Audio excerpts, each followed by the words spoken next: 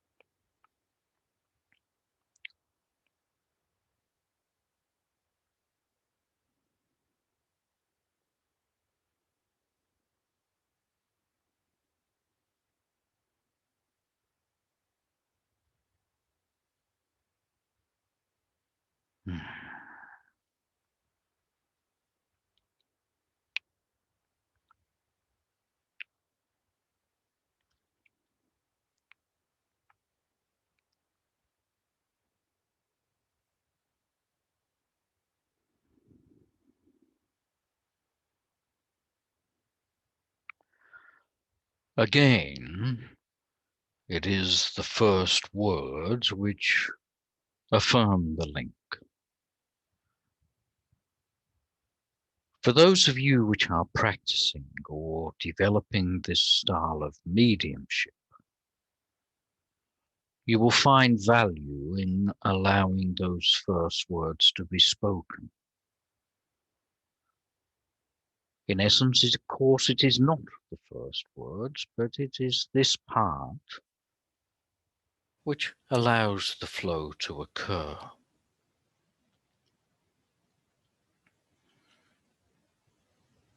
Now, I pass on one message and then we will get started. Brandon, would you mind contacting the medium to reorganize our sessions, please, with Michelle and Bron? We need to continue our discussion. I will do so. So let us continue. Last week, we commenced the discussion of what is a soul. And in an attempt to summarize, it was said that a soul is consciousness aware of itself. So when you are aware of being aware, as in you can notice that you are just watching, you can all do this and do it instantly. When you are aware of being aware, this creates presence.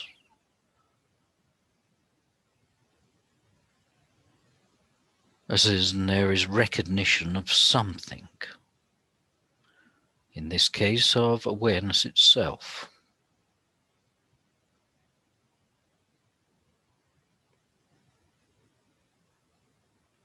Now, I could leave the conversation just there because that explains everything.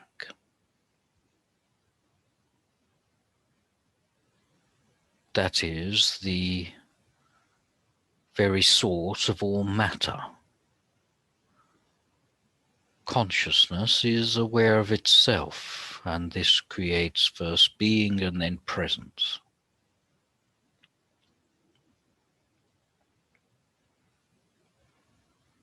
And then we can go further into how matter is formed, but that is not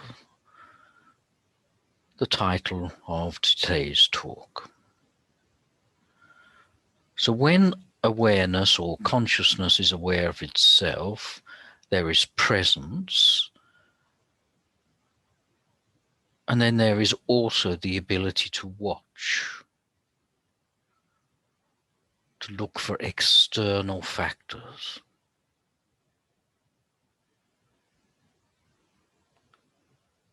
This then is the substructure. An example was also given that when you look at something or feel an emotion,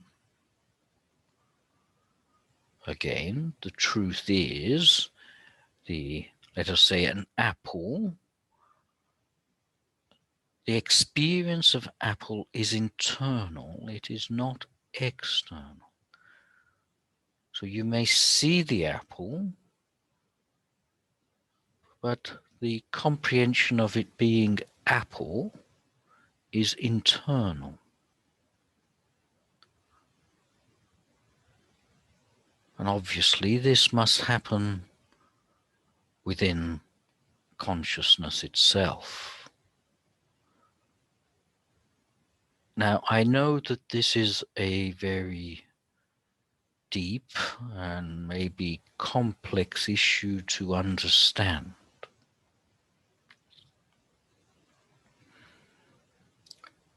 But if you watch yourself watching, you will be aware that what you see is internal and experienced internally.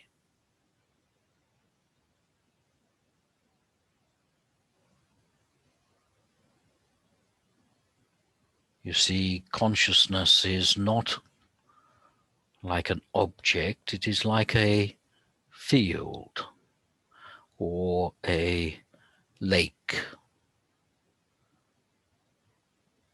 The lake, as the example was given of a splash in one corner and a wave in another corner, the lake is aware of it all.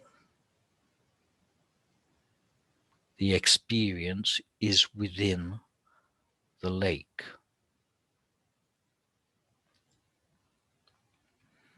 Now, again, I apologize if this is rather too deep and too complex for some,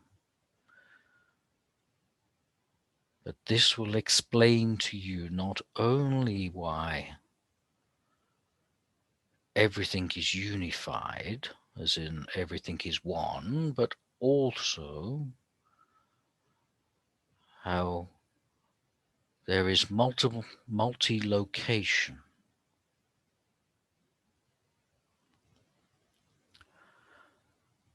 Now I pass you on to another communicator so that in his way he will continue this discussion. The attempt is on our behalf to make this as simple and clear as easy as possible. Because this is foundational stuff which is at the very essence of all creation, of all matter, of what spirit is, what soul is, what the creator is.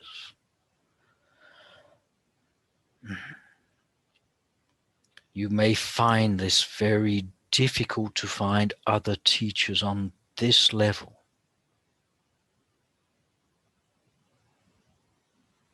Or this depth. There are those in the world that can and do.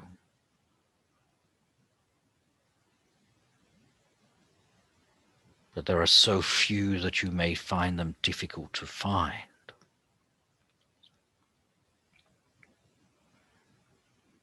So now we pass on and try to make this as simple as possible. So I step back and allow the other forward.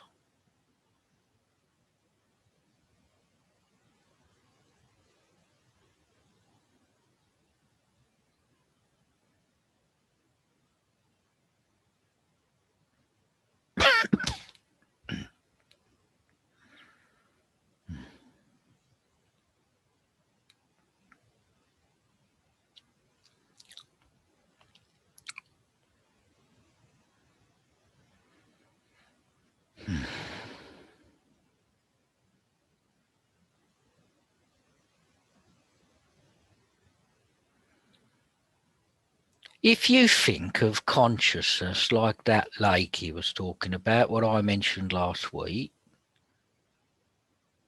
and you just see the lake, then let us call it the wetness of the water is everywhere, isn't it?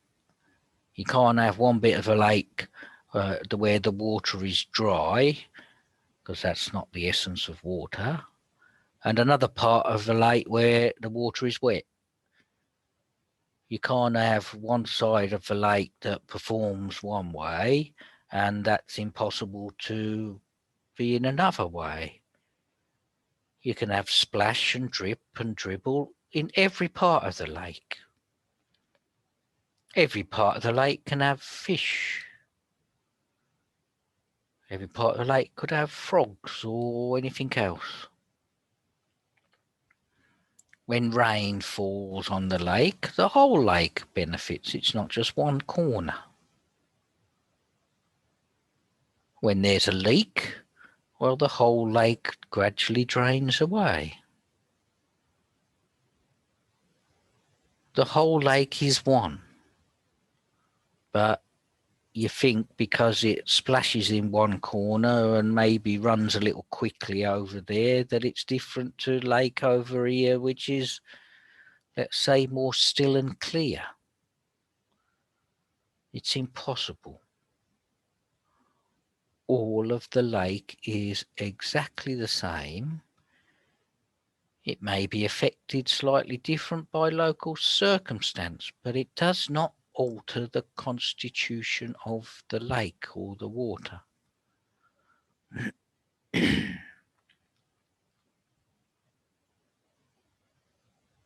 Of course, this lake I'm talking about is consciousness. I'm just using the story of a lake so that you can get it. You can understand it, I hope. Now, what would happen if you scooped up a little bit of water and you put it to one side? Well, it's still exactly the same, isn't it? Still got all the qualities of the lake, yet it's in a glass or a box or something. And when you hold water in a defined space for a period of time, it settles, doesn't it? And you could say it begins its process of solidifying, as in it gains certain things which make it still and very still and denser and more dense. But it's still the same water. So imagine a fish swimming in the lake. It has no comprehension of lake, of water. It can't think to itself, I'm in water. It just carries on, doesn't it? But the thing is, that fish is also made of water. Majority of its body is water. So the water is both in the fish and around the fish.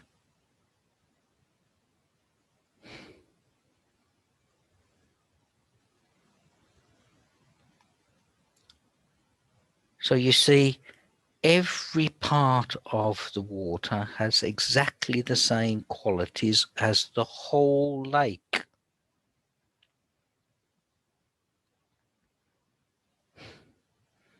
So this is how they say in the Bible, man was created in the image of God.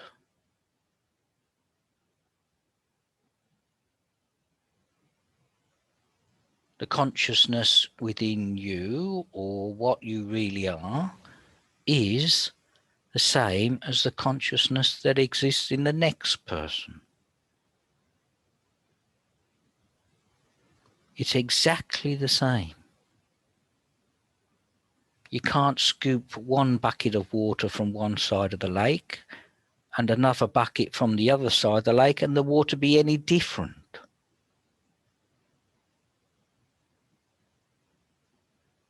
The essence is the same. There's just the feeling that there's individuality.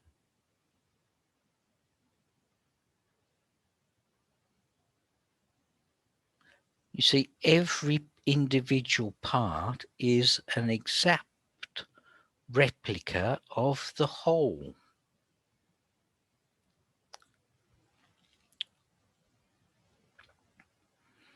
This is like a hologram. If you have a hologram picture of something, if you cut a little corner off it, you'll see the whole picture in that little corner.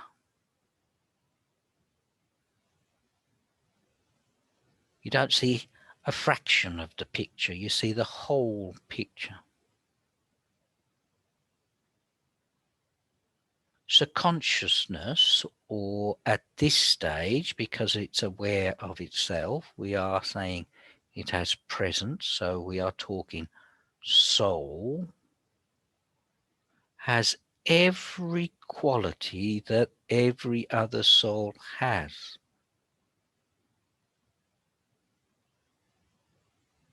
And the problem is it doesn't realize.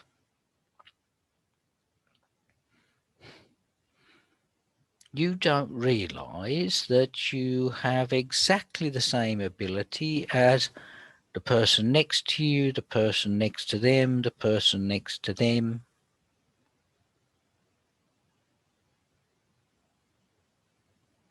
Everything's the same. This is why everything is one. those borders that define one from another don't actually exist at this level.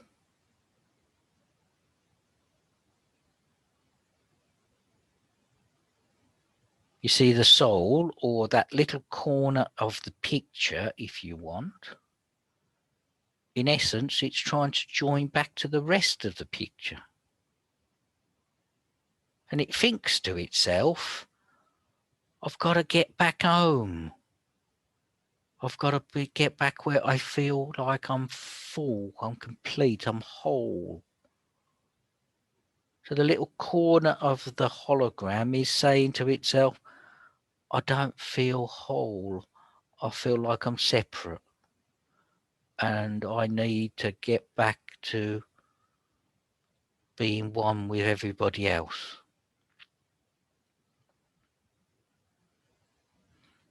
The truth is, there's only the perception of being separate, not the reality.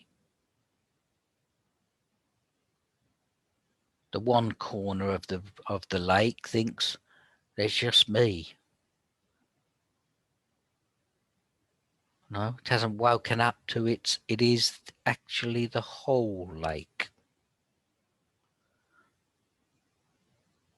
So that one little corner says to itself, well, if I learn all this, then it'll make me closer. If I learn that, then I will be closer again. And if I get rid of all this baggage stuff, then I will get one step closer one more time.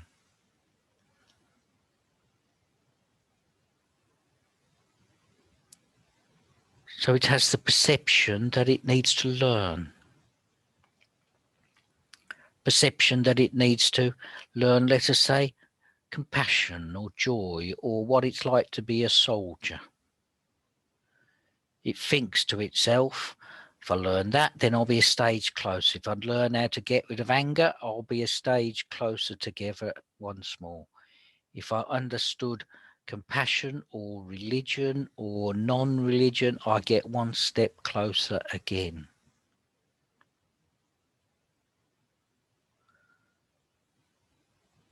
So here, this is the mind battling and trying to understand the learning process that needs to happen. It says, I'll have this experience and that make me learn a little bit more, and I'll have that experience, I'll learn a little bit more, and gradually I get closer and closer and closer to going home, to being one.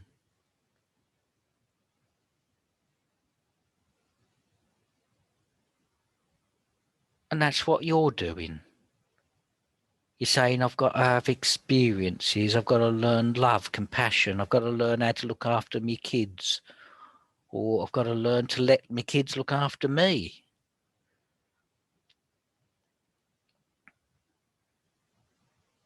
And you think each bit you learn, you're getting a step nearer.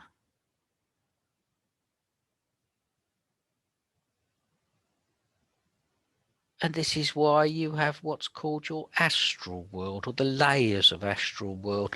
Remember I said in another talk, you think you have one life, but as you get more and more what I call unified, or further up the layers of mind or layers of astral, you get more and more incarnations that you're watching at the same time. You get nearer to home, to the realization that I'm already home.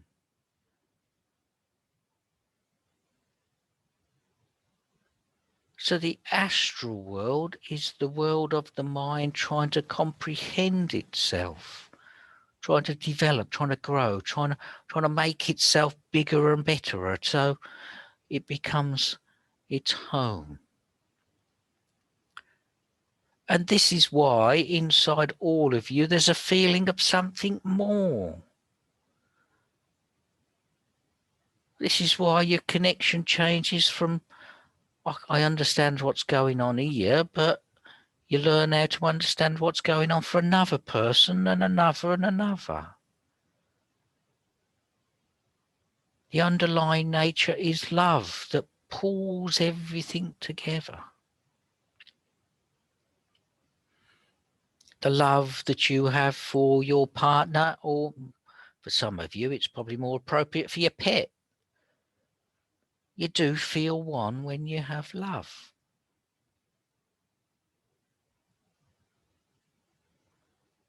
So you'll work through the astral world where the mind is developing, trying to create experiences so it gets back home, is the world of reincarnation. It's the world of developing experience after experience after experience through lifetimes and lifetimes and lifetimes. It's that little scoop of water out the corner of the lake thinking that it's not the lake and it needs to get back to the lake. Yet really it's already is the lake. Remember I said, well, I've said it and the others have said it, that when you go through your astral world, what some of you describe as spirit world, but really it is astral, or if you wish, or if you wish, the world or levels of mind created stuff.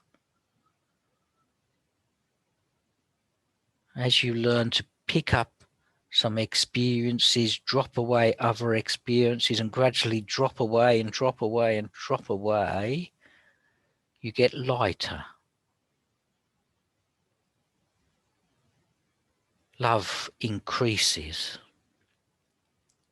The comprehension of individuality starts to decline.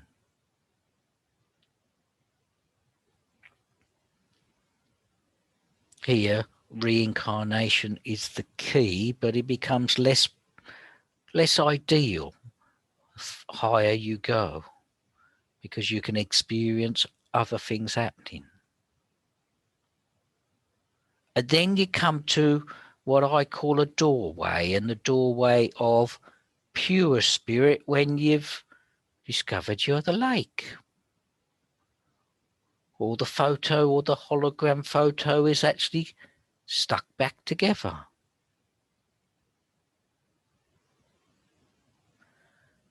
It is the realization of that which is enlightenment. It is not just the listening to the words and you saying, yeah, I can get that, what he's saying, Charlie's got it right. Well, that's all well and good agreeing with me, but you've got to experience it. You've got to experience it, and then you stop living life of reincarnation, what the Buddhists call the Bardo world, and you step away from that into the unified world. One bit is the realization of individuality, trying to get back home, and the other bit is the realization that I already was home.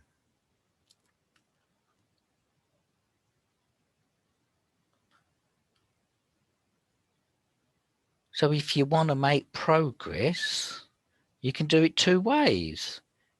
You can go through all the battle of trying to get this knowledge and that knowledge and work through the mind, and the mind will live you 1,000 lifetimes, and gradually you'll make steps forward.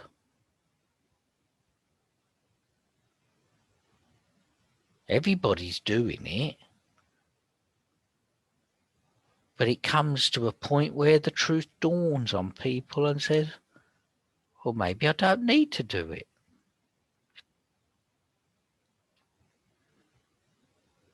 You'll live every life you could possibly want, from rich man to pauper. And it'll keep on living, and your mind will keep creating more, and your mind will have new experiences in new ways.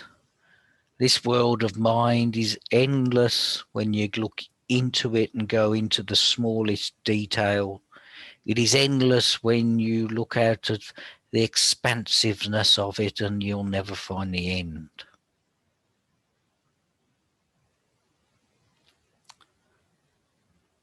But you miss the point.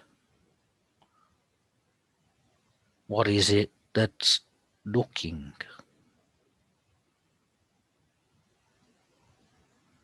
What is it that is the substructure? What is the glue? Why is it that if you can do an experiment in one side of the world, the other side of the world reacts in quicker and better ways when it does the experiment after? See, consciousness decides on an experience, and therefore every person accesses that. Certain people are attuned to listen to certain knowledge, and they hear it in multiple sides of the world.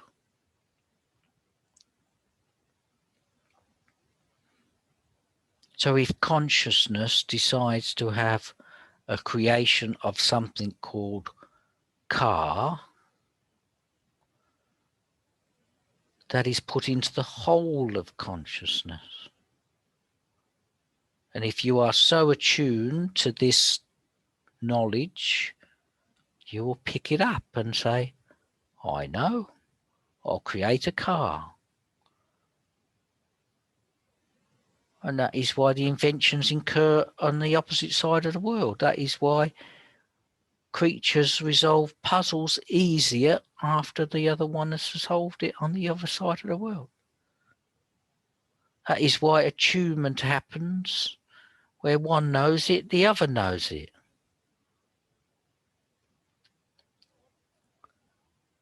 Consciousness decides on the experience, the mind creates it, the body lives it.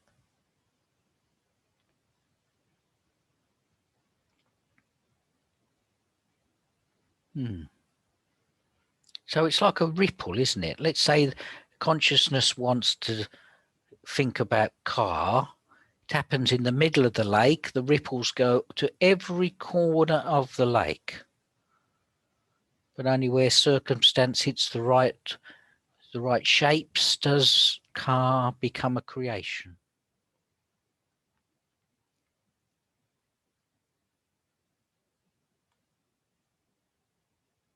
So you want to now step away from this mind living life constantly, don't you? You want to step away from, let us say, having to experience happiness, or then having to experience anger, or soldier, or nurse, or sailor, or doctor. So your mind's constantly looking for the way to resolve what it already has. Consciousness. So if you want to find your way, and if you can truly experience this, and I mean experience as opposed to understand, they're very different things. All you have to do is follow the path of who am I, or what am I?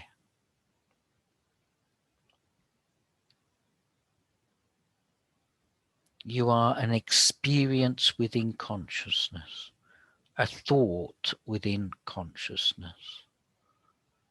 You have somehow created the word Bob to describe one corner. Look for where Bob is then within you. And you'll say to yourself, well, Bob is just a load of experiences, beliefs, some knowledge. My parents give me some knowledge. Society taught me a bit of this and a bit of that. And that's what makes up Bob. Well, that ain't true. It's the perception, but it ain't the truth.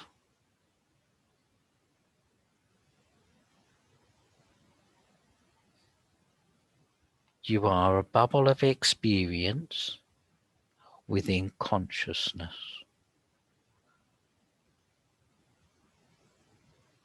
find it, believe it, choose not to reincarnate again, unless you wanna.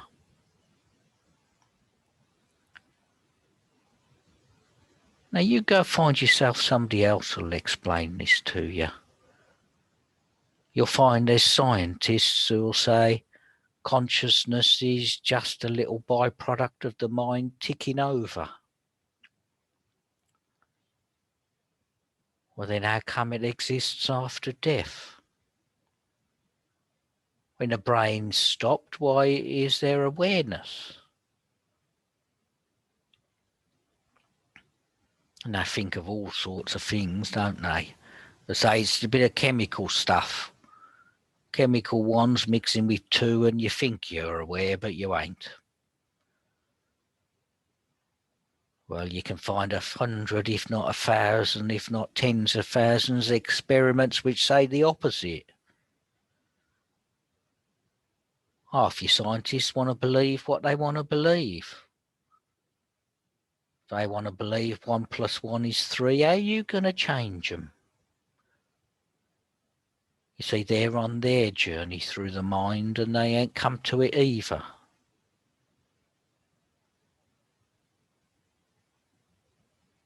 So just to say to you,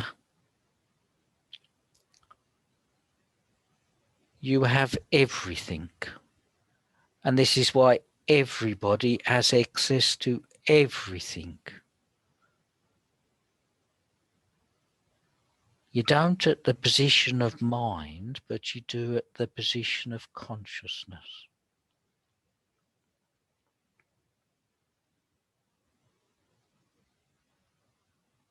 If you were to, let's say, bang your toe, cut your finger,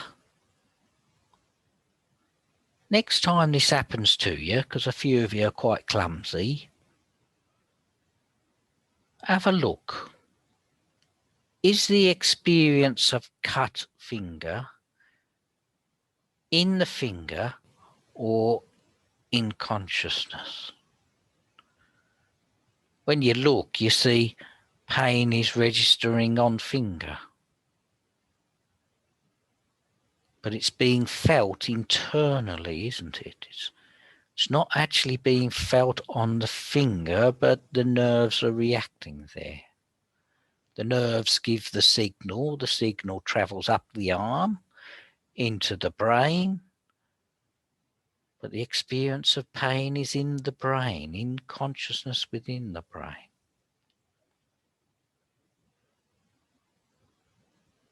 So the experience is within consciousness.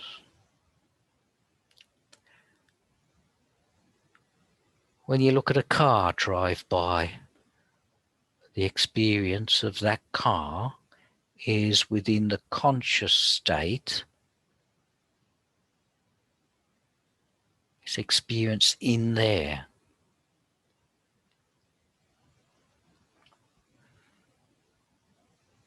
And if you can follow this logic and stick with it and understand it, you will see that within consciousness is the one that looks, the observer, the awareness. There is also the experience of cut finger. And there is the experience of experiencing.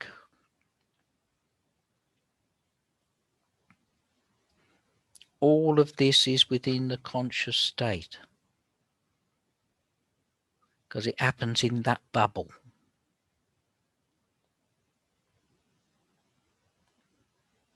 That is why the experience, the subject, the object, and the experiencing are all the same thing. That's a deep one. That's going to fry your brain tonight, isn't it? When you want to get asleep, you be going, it's what? What's he talking about? Oh, well, he's lost the plot, isn't he? Anyway, that's a bit too deep, but it's the truth. So if you want to learn another skill, you can try and teach your brain and maybe your body, or you can access this in its purity through the conscious world, through consciousness itself. So remember, the mind is creating experiences to try to make it go home, calling its individuality back to its universality. This creates multiple lives, astral world, all sorts of existences, shapes, forms, male, female, tall, short, rich, poor.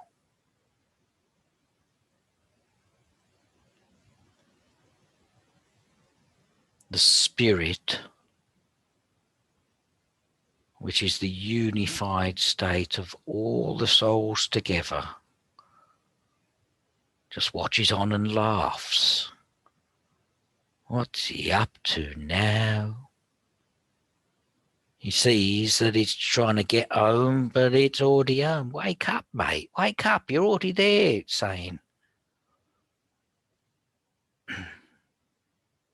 He don't realise, so he's got to go through his games.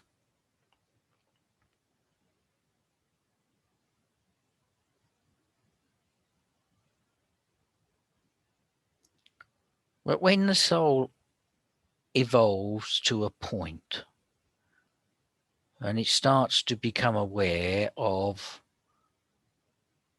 there's a wholeness somewhere that I think's here, but I don't know where it is. It eventually gets deeper into its awareness of unity.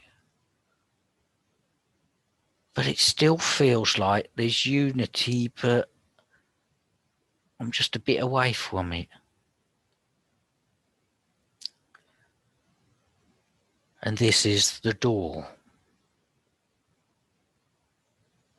This is the door between astral world and spirit world.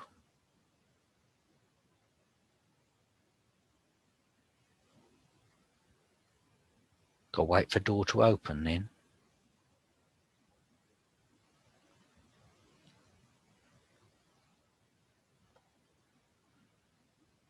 Anyway, I've talked a bit too much.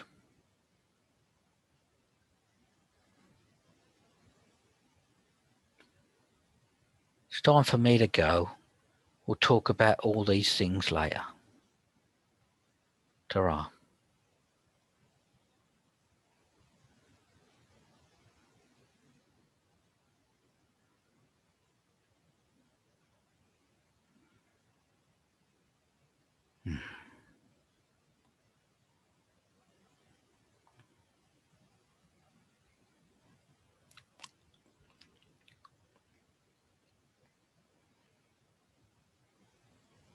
We will now begin to bring the medium's mind back.